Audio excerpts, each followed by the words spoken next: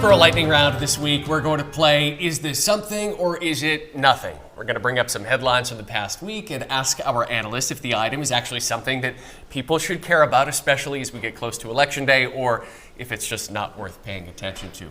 Last week, the U.S. Chamber of Commerce endorsed Jared Golden for Congress, saying in part that Golden has been a relentless champion for job creators, Main Street, and the workforce in Maine's 2nd District. In past election cycles, they have endorsed the Republican or they've stayed out. So is this news that the U.S. Chamber of Commerce endorsed Jared Golden something worth paying attention to, or no big deal? Ethan, we'll start with you. I don't think the average voter really cares. Obviously, Golden is going to use this to say that he's sort of this moderate Democrat. But just to play a little bit of kind of the chess game, I wouldn't be, the Chamber of Commerce or groups that are right-wing or left-wing sometimes look for one seat that they can do, pretend they're bipartisan, et cetera. I mean, the Chamber endorses 99% Republicans.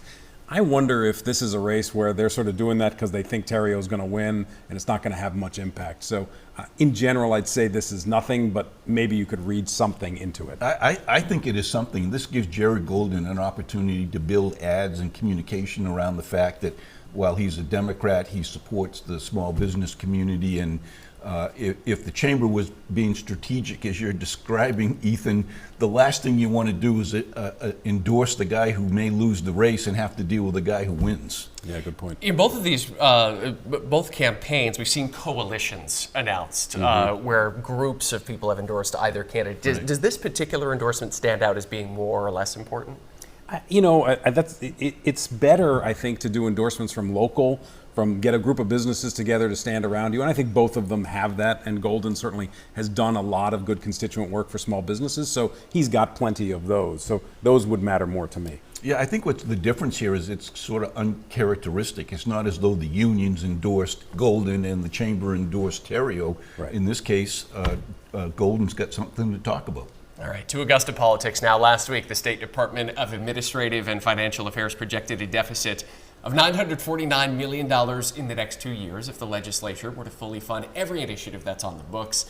This is after surplus years that have left our rainy day fund at a record high of almost $1 billion.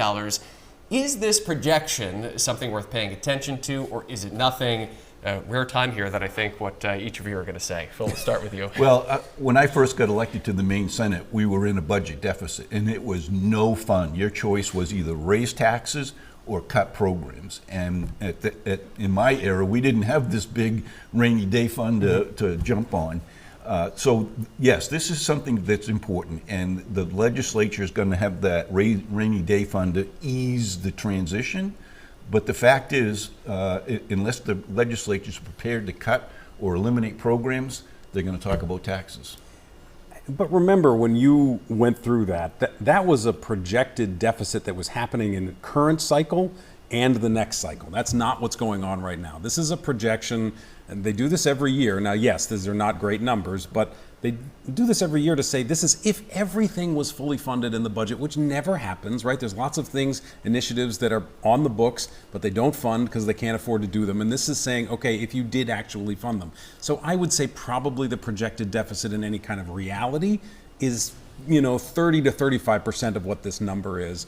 We don't know what happened. It could get worse. So I don't think it's anything yet. I think once we get into those budget conversations, we'll see if it's deeper. But at this stage of the game, it's like saying the federal deficit's going to be something in 20 years. Well, the difference is that in Maine's Constitution, we can't run a deficit. We have to balance our books, thankfully. But as you know, when you get things built into programs in the state budget, you have people who are dependent upon those programs, whether they're state employees or nonprofit organizations. And once they hear that program may be cut, they're coming to talk to their senator or their representative. Yeah, if you know what I mean. Maybe some tough decisions on the way. Much more to come on that. We'll keep our lightning round moving here. 37 House and Senate districts will have only one major party candidate running. For the third cycle in a row, these are record numbers for Maine, although they are below national averages. Is this something to be concerned about, or is it just nothing? Especially when you talk about civic engagement, people participating. What do you think? Yes, of course it's something. It's not good. We'd like to have people running in every district. You do have to remember these are districts where the other party just will never win, not because of gerrymandering, but because the city of Portland is a blue city and because Piscataquis County is a red county. And So you understand that that's why people aren't running, because they're like, it's a lot of energy. It's hard work to run. You put your name out there. So I understand that piece. You'd like to see people in these races, but I don't think there's some big worrisome issue here at the moment.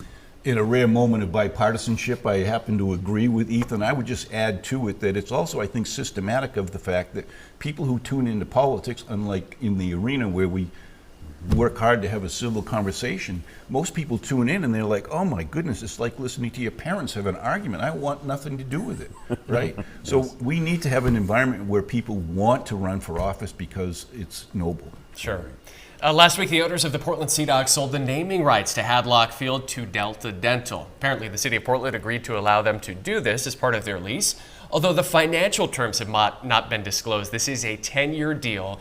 Is the news that the Sea Dogs will now call the stadium Delta Dental Park at Hadlock Field something worth paying attention to, or is it nothing worth noting here?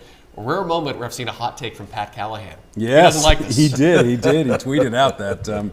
Look, can you imagine if they renamed Fenway Park or something? I think that's why people are reacting badly. I think this is, I think the city of Portland should not have allowed this to happen, certainly in the sense that all of that money is going to the team. None of it is going to help the taxpayers.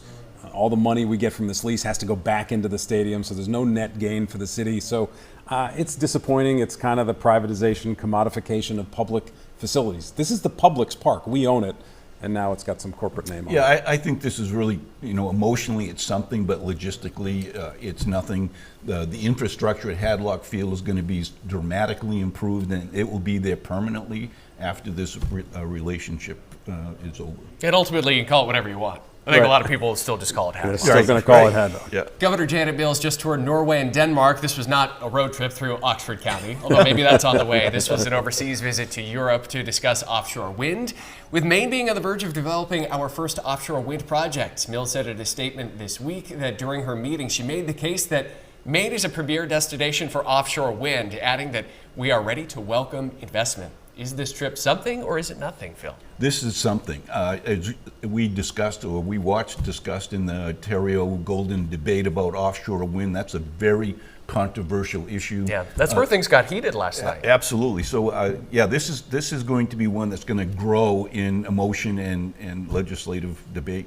Yeah, I mean, she's going ahead. The legislature's clearly supportive of this, has endorsed it. She has.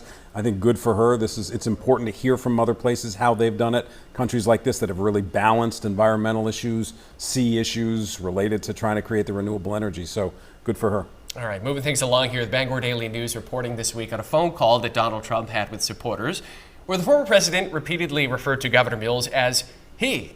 According to the BDN, the paper is provided with a recording of the call where Trump attacked Mills at issues such as the lobster industry and immigration. He also referred to his support for CD2 Republican candidate Austin Terrio. But on that call, the paper reports that Trump said of Mills, he's weak and ineffective. Governor Mills swiftly clapping back at the former president, writing on X this week, "He better get used to recognizing women. He's about to get beat by one." Worth paying attention to or not? Love that tweet. Love that tweet. Look,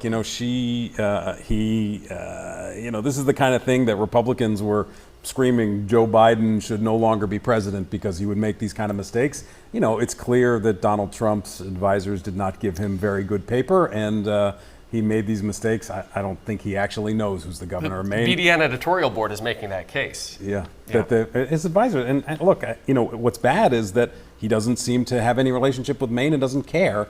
We would hope he would. Yeah, I think this is really nothing other than we're talking about it, and the people on the call with Trump are going to vote for Trump anyway. And if it wasn't for the Bangor Daily News, we wouldn't have had this discussion.